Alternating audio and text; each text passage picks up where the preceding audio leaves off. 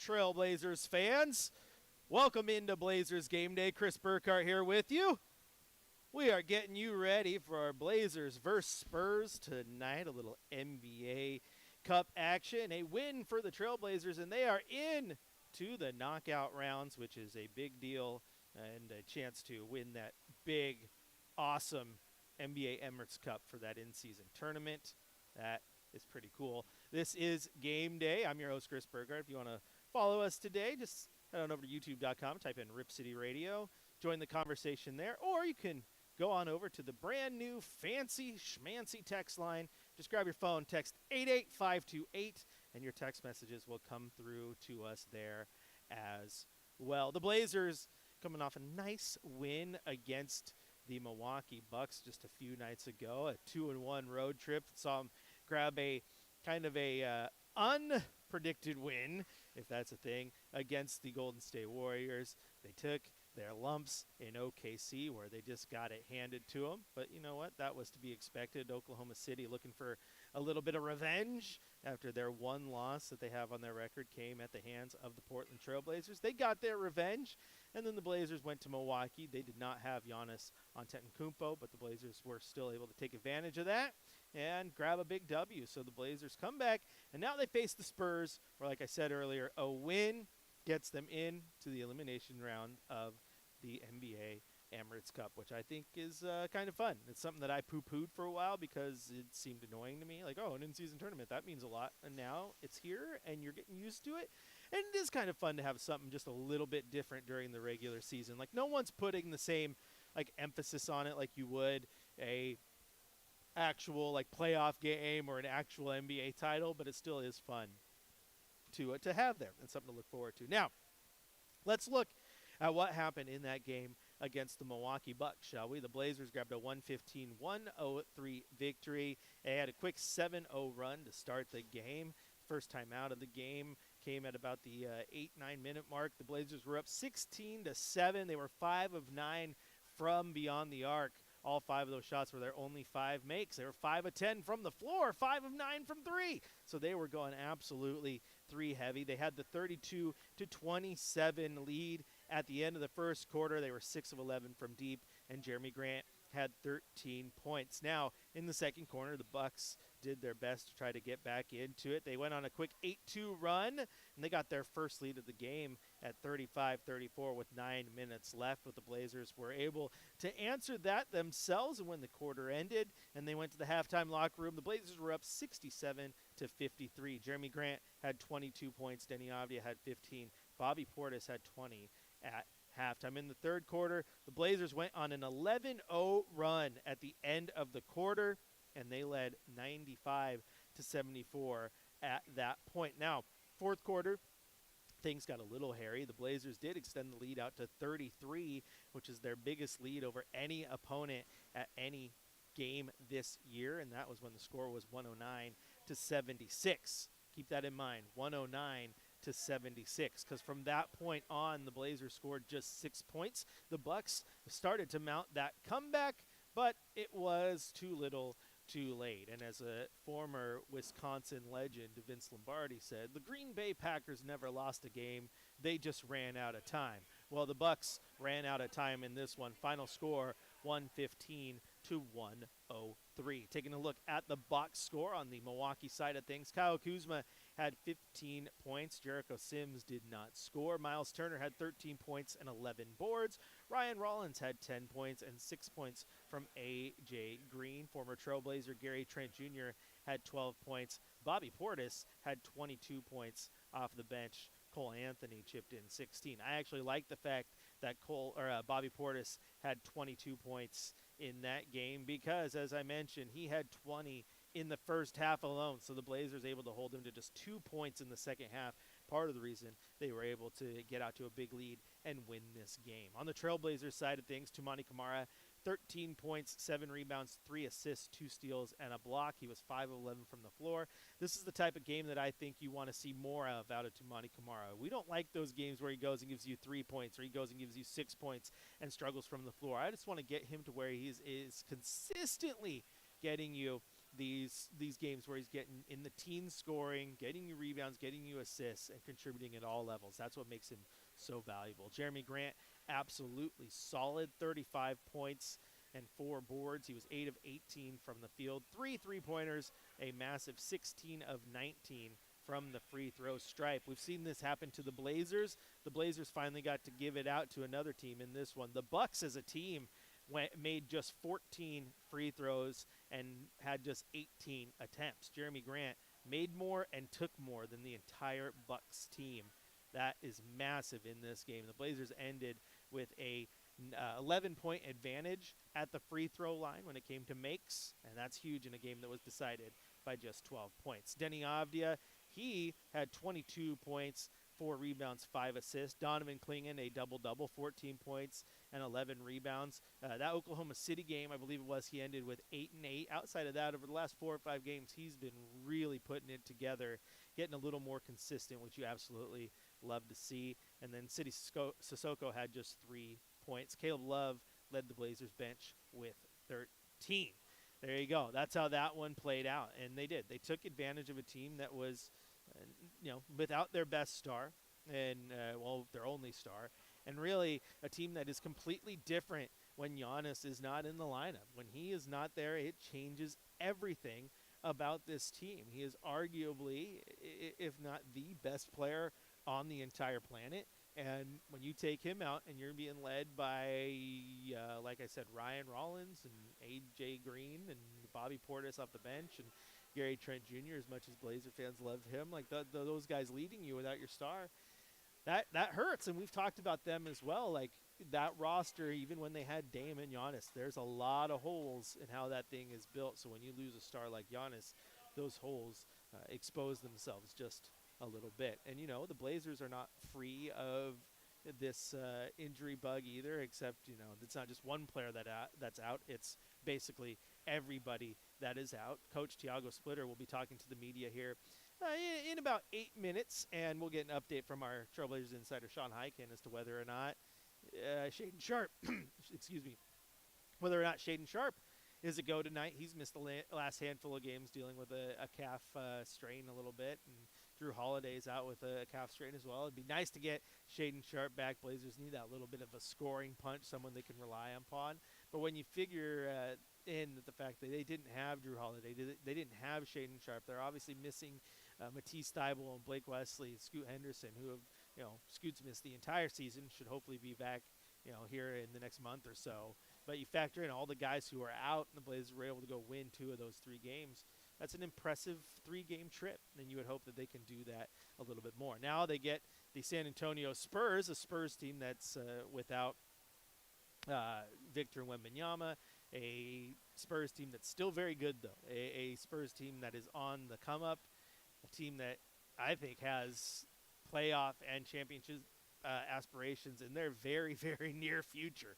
They are a good basketball team, but similar to what we saw with Milwaukee is when you take Giannis out of that lineup, or when you take Vic out of that lineup, they're definitely a different team. They're 11-5 overall, but they are definitely a different team without Victor Wembanyama. You look back to their last game, they lost to the Suns 111-102. The Suns team that's definitely outperformed what people thought they were going to do. Harrison Barnes had 11 points in that game. Julian Champagny had 10 points, 26 points from De'Aaron Fox. Devin Vassell had 17. So again, they got some guys out there who can score. They got some guys that can make you work. Still a very good young team, but definitely different without Victor Wembanyama, which is also just unfortunate because if you're a basketball fan, you want to see the best players on the floor. I want a chance to see Vic, but the injury bug, man, it is catching up to everybody around this league right now. It's absolutely insane how many stars are out and how many key rotation players are out for so many different teams right now. The injury bug is absolutely brutal. Once again, this is Blazers Game Day. I'm your host, Chris Burkhardt. If you want to join the conversation, 503-248-0620 is the telephone number. Of course, you can go to youtube.com, type in Rip City Radio, join the convo there. And, of course, you can hit us up at the brand-new fancy Rip City Radio text line. Just grab your phone and text 88528, and we'll get your text here on the radio station. We're going to take a quick little break. When we come back, Plenty of more Blazer talk here on your home of the Blazers, Rip City Radio 620.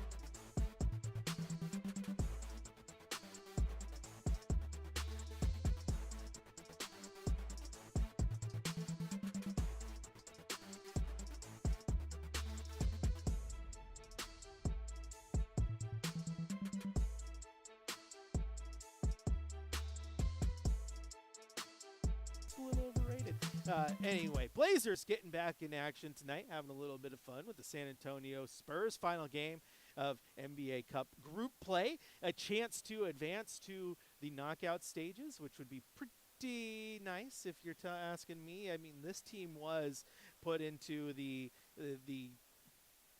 group of death, as it were. I mean, come on, you got to, the Thunder and the Golden State Warriors and the San Antonio Spurs and the Trailblazers. One of these things is not like the other. Everyone laughed when ESPN ran their simulation and the Blazers were going to win the thing. But now here they are with a chance to get into the knockout stage, which is absolutely massive for this team. It's one of those things that, we talk about. And I laugh because when the NBA Cup started, I 100% did not understand it. I'll admit it. I thought it was overrated. I thought it was dumb. Oh, really? We need to play this in-season tournament? And the thing is, now that it's been going on for a few years, like, okay, I'm starting to see some value in it. It is nice to have a little something extra to root for now and then. Like the game tonight, it's just at the end of the day, this game is just a regular season basketball game. It is one of the 82 games that they have to play and win for the standings to get to the actual playoffs. But it also has just a little bit of added flavor in that it's also part of the NBA Cup, which allows them to maybe go to this little in-season tournament and get a little extra play, a little extra push, a little extra incentive. And I think when you're looking at some of these teams and you got some young players who want to get some run and make some noise, it's pretty cool. It's pretty cool. I think if guys like City Sissoko and Caleb Love, it's probably pretty awesome. A chance to make a little more scratch and go out there and win some ball games. And quite frankly, if Portland goes and wins tonight, that's a big deal. It's a big deal, not just because it's a chance to go to the knockout rounds. It's because if you tell me that they would have joined this tournament of death and they're getting wins over the Nuggets and they're getting wins over the Warriors and they're getting wins over the Spurs, people would have laughed at you. But here they are. Here they are with a chance to do something crazy. As Jason says, no, Chris, you're wrong. It is not just a regular season game. This is our championship. See, that's what I'm talking about. That's what I'm talking about. See, you're getting hyped for it. You're getting hyped for it. The Dirt Monk says, Chris B on Turkey Eve. Things are all good in the hood. Let's hit the hammers tonight. Absolutely. Go out there, get a nice little victory, and then recover tomorrow from your Trailblazers party with some food. Now, don't get me wrong. For those of you who heard my rant, when I mentioned that Thanksgiving food is slightly overrated. Like I said, like if green bean casserole was so good, why do we only have it like once a year? Don't get me wrong. I'm not saying Thanksgiving food is bad, because you bet your rear end that my plate is going to be absolutely overflowing. It's going to be overflowing with all that food. But the food that I have throughout the rest of the year, I just prefer to Thanksgiving food. Like I would rather have what I had for dinner the other night? A Loco Moco. I like that better than turkey and yams. Like if you, hey Chris, you want a Loco Moco? You want some teriyaki chicken and some yakisoba, or do you want turkey and some cranberry sauce and some stuffing? It's a hard choice, but I think I'm leaning to either the teriyaki chicken and yakisoba or the Loco Moco. Now, depending on how much rice intake I've already had that week, I might lean to the yakisoba, get my carbs in a little bit of a different vehicle there. Point is, that's just where I lean, okay? But, again, I'm not saying Thanksgiving food's bad, because you bet your rear end, like I said, Daddy's going to have himself a big heaping plate. He's going to enjoy every single bite of it for the one time a year that he, gets turkey. It is fun, though. Thanksgiving is fun. It is nice to sit with grandma, sit with mom, sit with dad, sit with everyone, and have a good time. So I do hope everyone is going to make the best of it, because I will joke around about the food, but I'm not going to joke around about how nice it is. Just have a nice little holiday here and there. Some of us get to enjoy a few more days than just the one, though, because I'll be at Hillsborough Stadium Friday for some high school championship football, 6A and 5A. What we got, 12:30, Central Catholic taking on Lake Oswego. That should be a fun game. 5 o'clock, we got Summit taking on Silverton. That should be a fun game. And then we got a bunch of other football games going on Saturday, which let me tell you what, if you can get a chance to go watch some of those small schools play 1A 6-man football or 1A 8-man football, it's a trip. It is a trip watching those rules and those games because they're completely different. But we're going to crown some champs this week, and then we'll come back on Sunday when the Blazers take on the Oklahoma City Thunder at home. The Blazers schedule getting pretty rough here. It does not get easy. They still got a lot of tough games that they got to get through, and this one's going to be the most important. Like Jason said, hey, championship, baby. Championship. Okay. Jason says, why don't we celebrate your birthday more than once a year then, Chris? Actually, come to think of it, that's the point, though. My birthday, we don't have, like, the one meat, like, one food, right? Like, oh, it's my birthday, so we're having this food that we only have once a year. My go-to, because I do get my favorite meal, it's my family meal, spam and pineapple. Judge me accordingly. Okay, my food takes might be a little weird for you, but I have that multiple times per year. It's not a one-time thing. Also, you don't need to celebrate my birthday. Like my birthday was so cool. Why do you only have it once a year? Okay, because it's worth that one time and that's it. You don't need to. If you had Groundhog's Day, Burkhardt's birthday every single month, that'd get boring. We don't want to do that. Okay, you don't need to do that. You don't need to do that. All right, this is Blazers Game Day. Chris Burkhardt here with you. You can follow me on social at Chris J. Burkhardt. You can also head on over to YouTube.com, join the conversation there. When you're like, who's he talking about? Jason. That's because Jason over there getting in the comments. Also, how about Christian McCaffrey? What an absolute dog. That's right, fellow 49er fan. And, of course, you can text us at 88528 where we're getting a couple talks on the food, right? Stuffing is the best. Agreed. That's that's my favorite part of the Thanksgiving meal. My grandma makes a good one. That is good. I'll give you that. Candy yams have to be my go-to favorite for Thanksgiving. Those are also good. We're having another texter says pizza and beer is the Thanksgiving menu. Okay, that's a little bit different, but totally acceptable because that's just one of those things. It's like everyone has a comfort food. That's kind of a comfort food. It's going to hit every time. And another comment says, both my parents are gone. The whole holiday sucked. You know what? I'm going to tell you that is unfortunate. Very not fun to hear. But you got to go find some happiness and some fun and some friends and some family to enjoy it with where you can. And it's also another instance to, hey, hug your loved ones and understand that sometimes you never know when the last holiday together is going to be. And I'm not even like trying to be Debbie Downer on that because you know what? I always joke about the food at Thanksgiving. That's what we were talking about earlier. My grandma Sharon, rest her soul, I would call her every Thanksgiving and ask her to make chicken heka. Because even as a kid, I thought Thanksgiving food was a little overrated.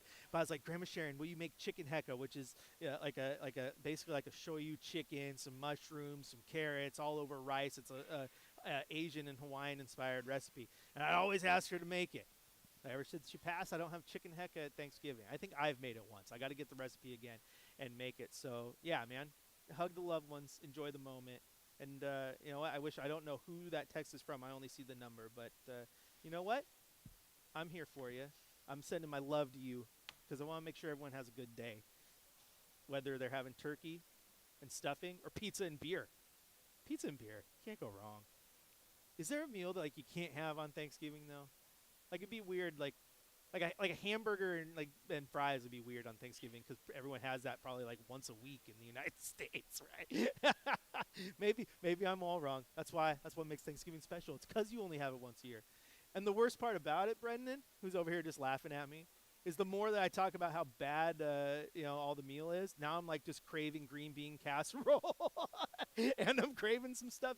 No, the game has played me, and now I'm hungry. It's the pain of being here. All right, we're going to take a quick little break. When we come back, we're going to see if we have some audio from Tiago Splitter. If not, we're going to get you an update regardless on the starting lineup for the night, how the injuries are playing out. Continue to get you ready for this Blazers versus Spurs matchup. I am Chris Burkhardt. This is Blazers Game Day on your home, the Blazers, Rip City Radio 620.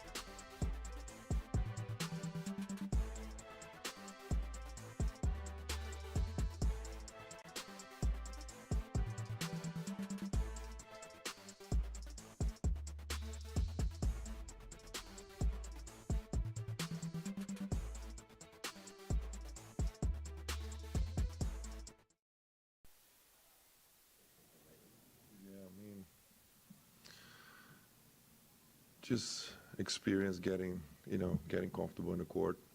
Um, also knowing his teammates knowing him. You need repetition for that, and slowly he's getting those, and he's doing a good partnership there with Denny. Also tremendous on the boards for us. Something that we had to be better, and he step up. Are those calls from you guys, or are those just them through the flow of the offense? Um, it's a little bit both. Some of those are calls, some of those are, um, you know, throughout practice and shoot arounds basically. But those just connecting on actions and getting to know better, and then repetition in games, of course. What's your opinion of the cup? I love it. I think it's great. Competition level is higher. I know it's a little different for a lot of people, but internationally the cup is something that has been a while and is important, and everybody really go for it.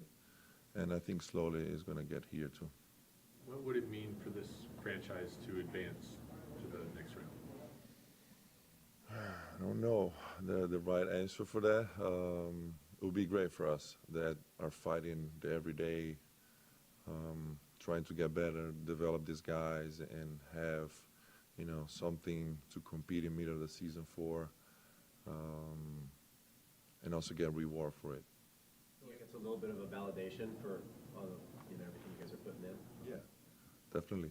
As a validation is, just sometimes the NBA season is long and brutal, right? Like, so have something mid of the season that, you can compete for, I think is great. Are you looking at like the different scenarios and like tiebreakers and stuff, and like, oh, if we win tonight against San Antonio and then like this team wins, then we play this? Like, is that something you guys look at and talk about? Not really, to be honest. Not yet. I guess if we win, there's something that we'll pay a little bit more attention. But first, we gotta win and be there. So it doesn't matter if I just look at so. Is it meaningful for you to coach against this team, coach against the Spurs? Obviously, you've done it in an assistant coach, but in the big chair, is it meaningful? I mean, there is something about it.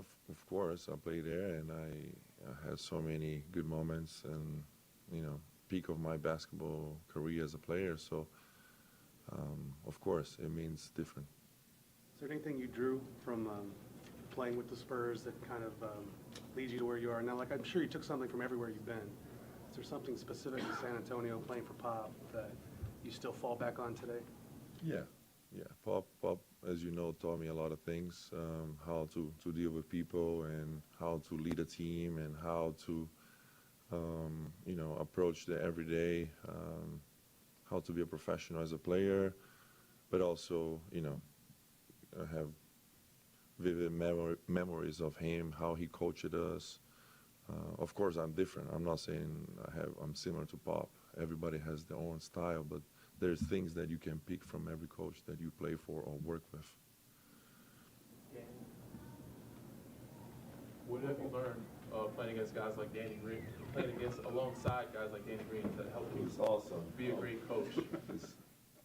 He's a great shooter, great gravity, so it'll be open all the time. Has he taught you anything to like help you become like such a great coach? Danny, your career is inspiring for a lot of people. The way you fought your way up and what you became, you should be proud of it, man. I love your hustle. I love the way you approach you every day, and also a great locker room guy. So. And there you hear from Tiago Splitter. Sound like a little banter there with Danny Green, a former teammate. A little fun there. And it was confirmed that Shaedon Sharpe is a game-time decision. He will be out there warming up to see how his body's feeling. And usually a pretty good sign if they're going to go do that.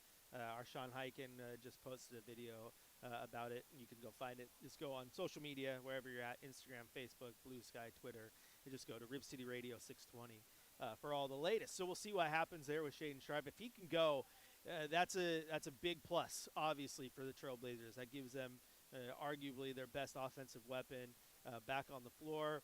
I've been missing that a little bit. I mean, you realistically look at this team over the last few games. Like, let's go back to just that game in Milwaukee, right? So they're playing City Sissoko, who is more of a forward than a guard. They're playing Chris Murray, who's a forward. Now they have Caleb Love, who's a guard, but Ryan Repair is more of a forward. And then everyone else on that bench, Robert Williams, Dwight Breeth, Young Hansen, all centers. So without Shaden Sharp, without Drew Holiday, without Matisse Thybulle, who's playing that guard spot, without Blake Wesley, without Scoot Henderson, without Dame, it's basically every single actual true guard on their roster outside of Caleb Love is hurt.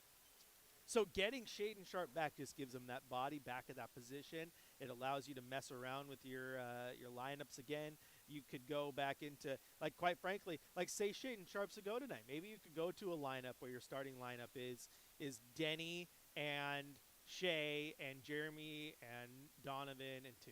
Like, you let Denny go play the point guard, right? Or maybe you just go back to City and then Shea and then to Denny and DC and let Jeremy come back off the bench, where, quite honestly, that six-man role suits him so darn well, and he's played it so well all year long. So there's things there to consider, and with him back in the lineup and just getting some bodies back would be absolutely phenomenal. If you want to join the conversation with us, 503-248-0620 is the telephone number. You can also go to youtube.com, where Daniel says, Happy Wednesday. Hello, everyone. Happy Wednesday, Daniel.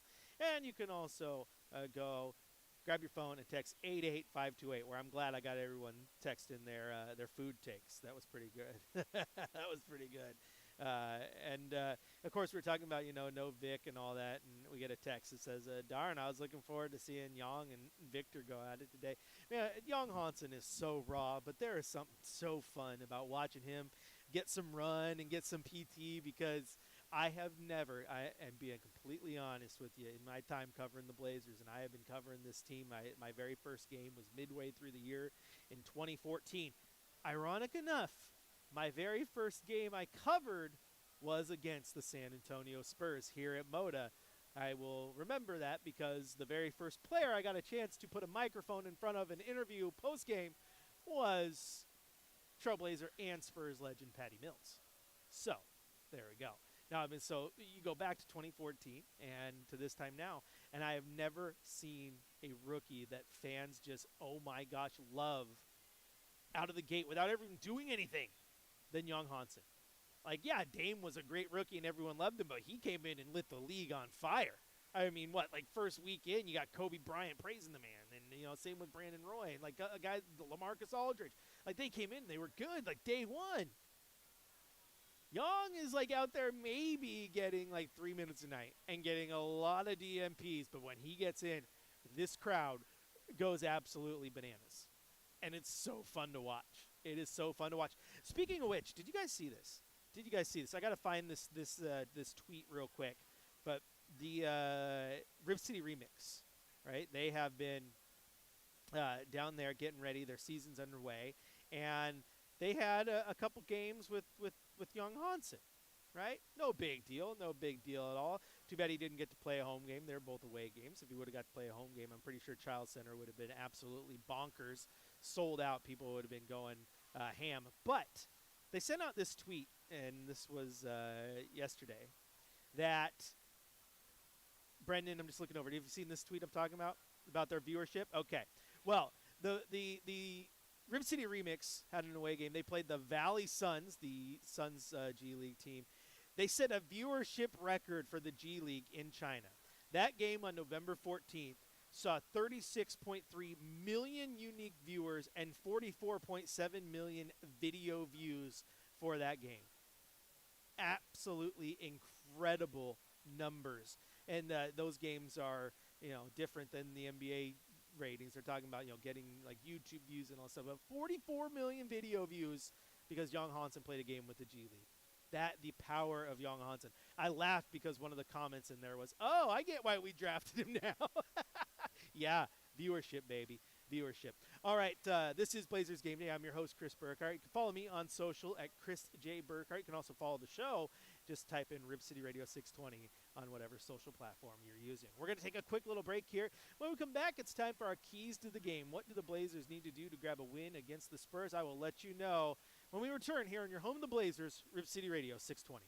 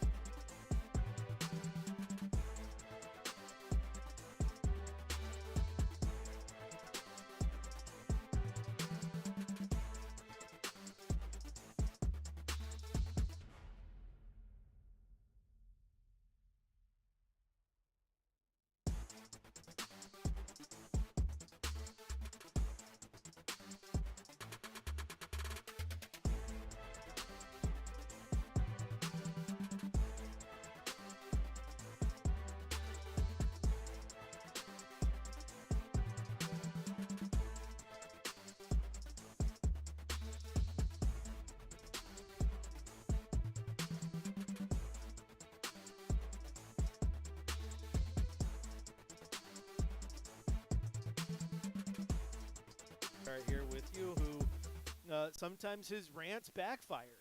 Okay, I ranted about Thanksgiving food, and all it did was make me really, really hungry for Thanksgiving food. So maybe Thanksgiving food is appropriately ranked.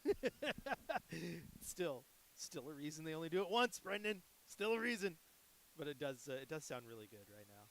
It is. I think it's just because it's just the old. There's nothing extraordinary about Thanksgiving food. I guess it's probably it's just the ultimate comfort food.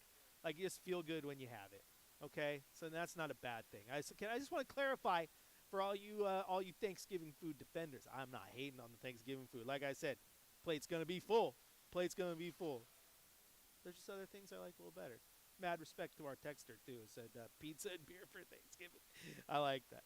All right, Blazers Spurs NBA Cup action tonight. What do the Blazers need to do to pick up a victory? We'll let you know right now. It's time for our keys to the game. What will it take for a Trailblazers victory tonight? Here is Chris Burkhardt with his keys to the game. Broadcasting live from the Coors Light Studios. Coors Light. Choose chill. Well, it's going to be a tough go because the San Antonio Spurs are a very good team. Even without Victor Wembanyama, they find ways to win, and they did take an L in their last game, but that's one game. Without Vic, they took on the Atlanta Hawks. They won that game 135 to 126. They find ways to beat you in various ways. A lot of young talent on that team. That's a team that I actually like a lot. When you sit there and you look at them and who they have with Victor Wembanyama, that's a team that they're probably going to win a championship in the future. Let's just put it that way. They're going to be at least in contention. I think, though, in this game, without Victor Wembanyama, you really want to get in and attack that rim. That guy is an absolute freak when it comes to affecting shots and blocking the basketball. When you're 7'6" and you got arms about as long as guys like I am tall, you're going to impact a lot of shots. And without him on the floor, you can get to the rim, maybe get some of their guys into foul trouble. And so I think aggression is going to be key in this one. So guys like Denny, absolutely going at the rim, playing to their strengths. His strength is not a step-back three as time expires. His strength is getting to the rim and using his speed, his downhill running. So he's going to want to do that. Also, you're going to want to get, if Shaedon Sharpe is in the game, same thing. Be aggressive, attack the rim. And then I think play to the strengths of the other guys in the lineup too. I thought Jeremy Grant has been good at getting to the rim, but also exceptionally well when he gets out there, gets a shot, and takes those catch and shoot threes. So take advantage of that and put yourself in a position to succeed. And I think you will succeed. I think you're also going to want to see another big game from Donovan Clingan. It would have been nice to see how he played against a guy like Vic, and in fact, it might have exposed him a little bit. You might have had to sit him at times because of Wembanyama's ability to spread the floor and get defenders out beyond the arc. So I think you're going to want to get Donovan involved tonight. See if you get another one of those double-doubles. See if you can get him absolutely, going. Get him above the rim. We've seen some nice alley-oops from him, which I've loved. I've wanted to see more of that from him. Every time Robert Williams does it, I'm like, why doesn't DC do it too? Well, we've been starting to see that. I want to see that. He has been taking a lot of three-pointers, which I don't like, but you know what? He's been making them. So just get him involved, have a big game, and then clean the glass. Don't let the athletic Spurs team get going even without Victor Wembanyama. Let them work. Let them let them try to get work done on the paint, but don't let them. Let them think that they're going to go out there and have an easy night on the glass until Donovan says, nope, I'm not going to let that happen. I'm going to make you work. Do those things, I think you set yourself up for a victory. And if you get this victory, you move on to the elimination stages of the NBA in-season tournament, which is huge. You heard Tiago talking about it. It's a big thing, an ability to get this in-season run and get some play and play for something a little bit more than just a regular season game. Now, at the end of the day, like I said earlier, it's a regular season game. Don't get it twisted. Don't mix it up. It's a regular season game at the end of the day. It's just one of the 82 that they have to play. But that little added extra oomph on it, because it's a cup game, is kind of cool. It gives them something to play for if they advance, and if they don't advance, and you know what? It is what it is, and you tried to win one of your 82 games, because that's what's going to matter at the end of the season, is how many of those you won and where you sit in the standings and how things go. So you got to take advantage of that. I don't think you're sitting here going, got to win this game because it's a cup game and we want to go to the knockout rounds. You want to win this game because it helps you in the actual playoffs. It helps you in the actual run to wanting to be a play-in team. However, knowing that there's a little extra to this win should you win it is pretty cool. It's like every single game counts for one, and then there's these few games that you play that count for like 1.5, kind of. And I think that's important. And it's a chance to just put yourself on a big stage, which is awesome. Also, there's been other basketball games going on for the Cup, like the Celtics game was on earlier. That court is god-awful. At least the Blazers play in a good-looking Cup court. All right, the music means it's time to go for me, not for you. Keep it locked in here on Rip City Radio, because coming up next, Chad Doing has the Trailblazers pregame show across the Trailblazers audio network. And then following that, 7 o'clock tip-off, your radio voice of the Blazers, Travis Demers, takes over for Blazers versus Spurs, all right here on Rip City Radio 620. And when the game is done, keep it locked in for the fifth quarter, where hopefully we're breaking down a Trailblazers victory. Whew, it's been fun. Rip City, I'll talk to you after the game.